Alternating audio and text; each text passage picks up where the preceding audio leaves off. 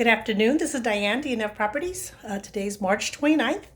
And at my breakfast meeting today, we discussed HOAs and what we all do with HOAs and the documents that we need, etc. We had Jackie Berry.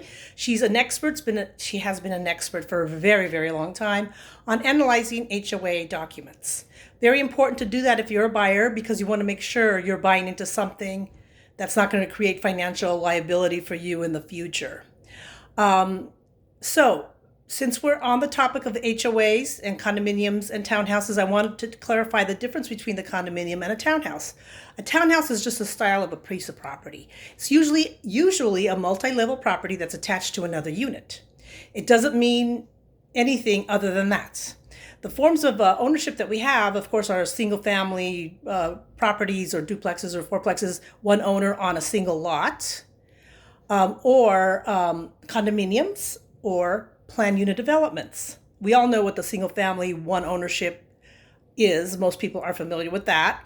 The other one is the planned unit development. In a planned unit development, you can have single family homes, you can have duet homes, you can have townhouses.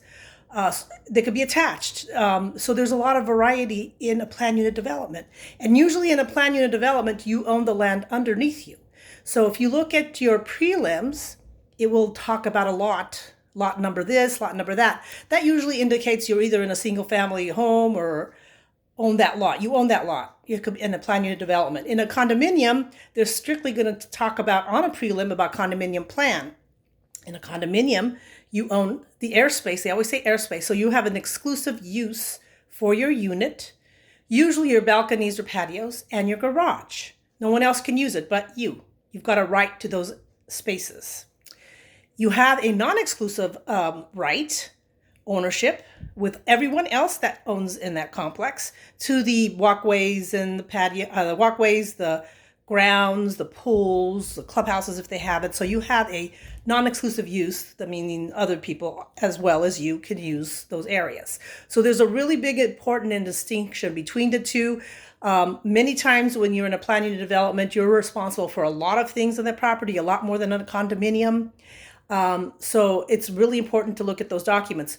But the biggest problem that we have in a condominium ownership is that you pay your dues every month, and there are dues, and the HOA, part of that dues goes through to management and insurance and all that. It also goes to the reserve fund for future use. If they don't collect enough money in those reserve funds with your HOA dues every single month, and something happens down the road, there's going to be a special assessment that all the owners have to pay into. And it could be large, $20,000, $30,000, $40,000, depending on what the problem is.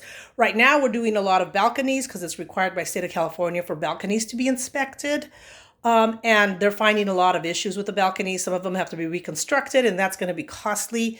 And everyone's going to have to share in that price. So when you're buying a piece of property that is in an HOA, be very careful on the documents that you're getting. Read them. If you don't understand them, either send them to an accountant or Jackie or someone else, or ask your realtor and they'll get that information for you. If you're a seller selling in a planned unit development, anything that has an HOA, I, as your listing agent, will get those documents for you. However, from now on, I will be having Jackie review them. It's very important. It keeps the seller out of any future litigation, and you're being upfront and disclosing everything you possibly can find out about that property. And that's really important. You want to make sure when you sell something, you feel good that you're passing on a piece of property to a buyer that's in good shape, or at least that they're aware of the shape, and then everybody's happy.